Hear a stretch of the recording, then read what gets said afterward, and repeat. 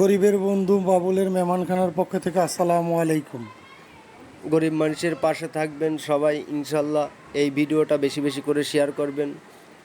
প্রতি শুক্রবারের মতন এই শুক্রবারও আমরা খিচুড়ি পাক করেছি মুরগির গিলা কলিজা দিয়ে এবং সবজি দিয়ে।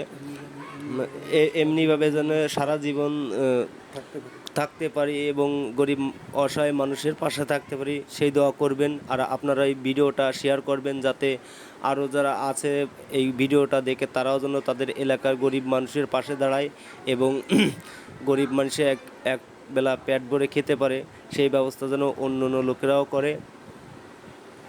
আজকে মরলে কালকে 2 দিন পরের দিন কেউ কাঁদবে না, যাদের জন্য করলা কামাই মরলে তারা চিনবে না।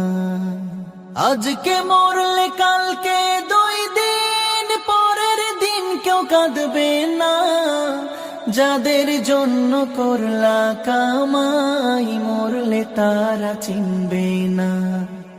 থাকতে সময় করো আমল, ঈমান করো খাঁটি।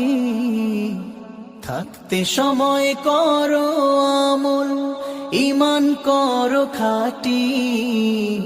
শেষ ঠিকানা তোমার।